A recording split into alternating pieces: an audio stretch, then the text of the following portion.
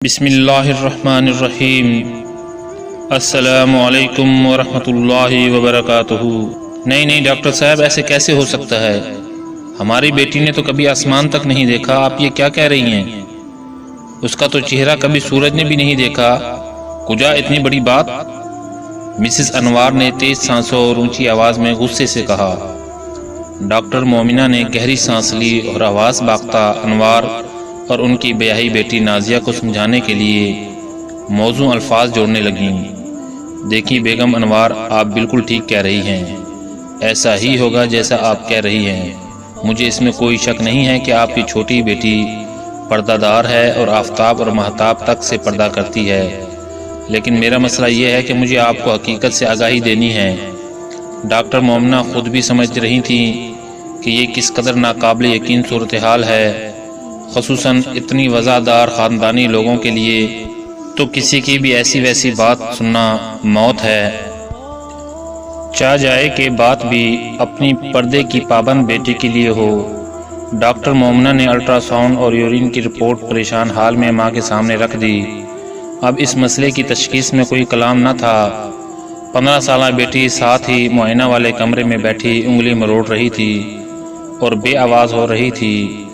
Doctor نے اندرونی دروازہ کھول کر اندر جھانکا اور پھر والدہ کو اشارہ کیا کہ وہ اپنی بیٹی سے مل لے۔ ڈاکٹر مومنہ اپنے آفس میں واپس آئیں اور کرسی پر ڈھیسی گئیں۔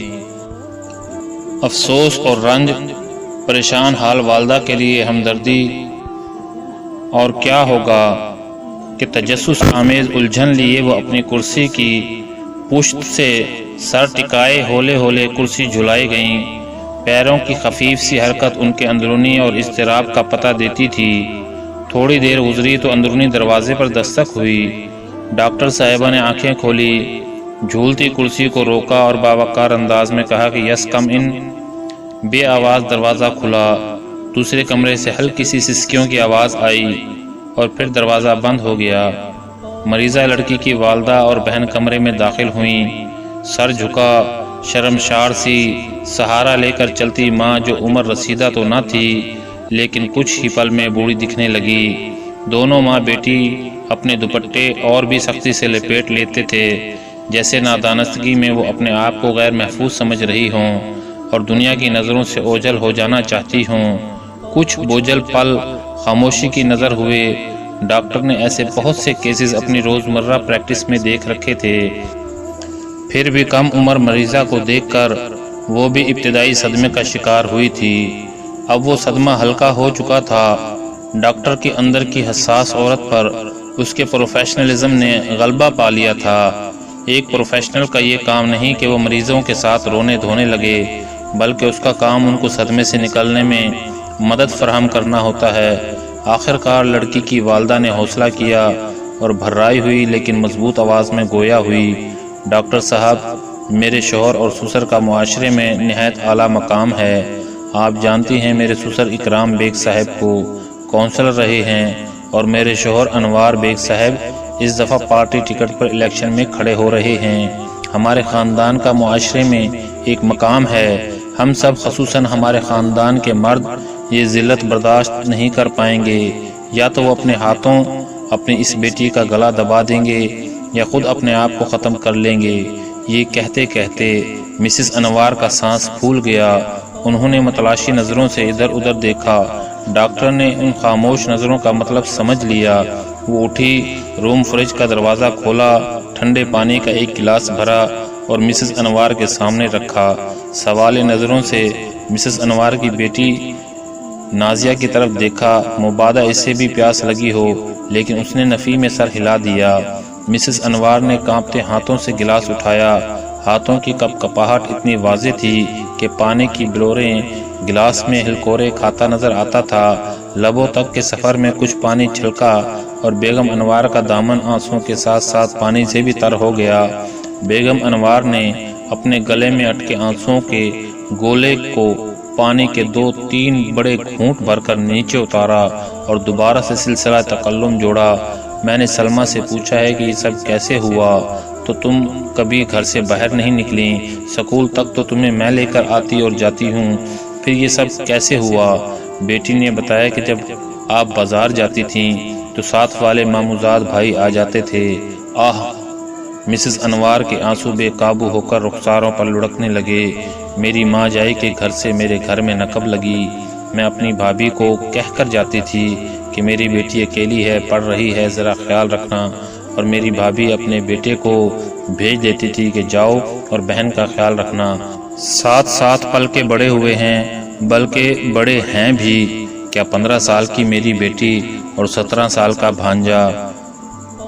ہم تو انہیں بہن بھائی ہی سمجھتے اور مانتے رہے۔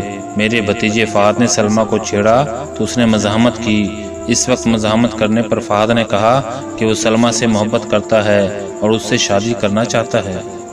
ڈاکٹر نے فوراً اس بات میں سر ہلایا کہ جیسے کسی مسئلے کا بہترین حل سوجھ گیا ہو، اور بولی یہی بہتر حل ہے بیگم انوار، بچوں کی فوری شادی ہی اس مسئلے کا بہترین حل ہے۔ بیگم انوار نے اپنا سر نفی میں بہت بے قرار ہو کر جھٹکا، نہیں، یہ ممکن نہیں۔ فہد اور سلمیٰ ابھی بہت کم عمر ہیں اور خاندانی مسائل ایسے ہیں کہ میرے شوہر کبھی بھی ہماری بیٹی کا رشتہ میرے بھائی کو نہیں دیں گے۔ آخر میں کیسے اپنی اتنی کم عمر بیٹی کی شادی کروا سکتی ہوں؟ انوار صاحب کو کیا کہہ کر راضی کروں گی؟ سسر کو کیا جواب دوں گی؟ معاشرے کی اٹھی انگلیوں کو کیسے روک پاؤں گی؟ نہیں نہیں، بالکل نہیں، یہ ناممکن ہے، بالکل ناممکن۔ بس ماں یکدم اٹھیں اور ڈاکٹر کے قدموں میں بیٹھ گئیں۔ وہ ماں مانگنے والی کے درجے پر جا کھڑی ہوئی تھیں۔ اس کا قیمتی لباس چیتھڑوں کی صورت اختیار کر گیا تھا اور نفیس جولری بدنما منکے کی محسوس ہوتی تھی۔ وہ بے آواز آنسوؤں کے ساتھ ایک مسیحا سے اپنی بیٹی کی زندگی اور خاندان کی عزت کا سوال کر رہی تھی۔ ڈاکٹر مومنہ یکدم ایک ماں بن گئی جو دوسری ماں کے جذبات سے بھی واقف ہوتی ہے اور عورت کے قرب سے بھی۔ انہوں نے اس لاچار ماں کو کندھے سے تھام کر سہارا دیا اور صوفے پر بیٹھنے میں مدد دی۔ پلیز ڈاکٹر صاحبہ، آپ بھی تو ایک ماں ہیں، اولاد نافرمان اور گنہگار ہی کیوں نہ ہو، ماں تو اسے بچانے ہی کی کوشش کرتی ہے نا۔ میں اپنی اس بچی کو کیسے مر جانے دوں؟ اس باعزت خاندان کو تباہی سے بچا لو، خدا را کچھ کریں۔ ڈاکٹر مومنہ جانتی تھی کہ جلد یا بدیر انہیں اس صورتحال کا سامنا کرنا پڑے گا۔ ہر دفعہ ایک سی کہانی ہوتی تھی، روتی دھوتی پردے ڈالتی ماں اور شکار ہوتی لڑکی۔ ڈاکٹر مومنہ نے ضمیر کی آواز پر لبیک کہا اور پردہ رکھنے کا فیصلہ کیا۔ ضروری ادویات اور ہدایات کے ساتھ انہوں نے بلکتی ماں اور سہمی ہوئی مریضہ کو تسلی اور تشفی دے کر رخصت کیا۔ مریضہ کو رخصت کر کے ڈاکٹر مومنہ اپنی سیٹ پر بیٹھ گئیں۔ باوجود اس کے کہ وہ ایک پروفیشنل تھی، ان کے سینے میں ایک حساس دل دھڑکتا تھا۔ وہ افسردہ تھی اور قدرت کے انصاف پر حیران بھی۔ وہ جانتی تھی کہ یہ سب کچھ محض ایک واقعہ نہ تھا، یہ واقعات کا ایک تسلسل تھا۔ ان کے ذہن میں گزرے سال کے واقعات کی ریل چلنے لگی۔ پچھلے سال اسی لڑکی کے والد نامور وکیل اور سیاستدان انوار بیگ ایک برقع پوش خاتون کے ہمراہ ڈاکٹر مومنہ کے پاس آئے تھے۔ انوار بیگ صاحب نے اس خاتون کا تعارف اپنی ایک دور پار کی عزیزہ کی حیثیت سے کروایا تھا اور کہا تھا کہ خاتون کے ہسبینڈ باہر ہوتے ہیں اور ان سے ایک سنگین بھول ہو گئی ہے، اب بہت پریشان ہیں اور شرمندہ بھی۔ ڈاکٹر مومنہ نے محترم وکیل صاحب کو آفس میں ہی انتظار کرنے کو کہا اور مریضہ کو کمرہ معائنہ میں لے آئیں۔ وہاں خاتون ذرا سی ہمدردی پا کر پھوٹ پھوٹ کر رونے لگی۔ پھر اس نے بتایا کہ میرے خاوند کو باہر بھجوانے کے تمام اخراجات ان وکیل صاحب نے ادا کیے ہیں۔ میرا شوہر اسے ان کی نیکی اور خلوص سمجھتا ہے، لیکن یہ سب اس سودے کی وجہ سے ہے جو ان معزز وکیل صاحب نے مجھ سے کیا تھا۔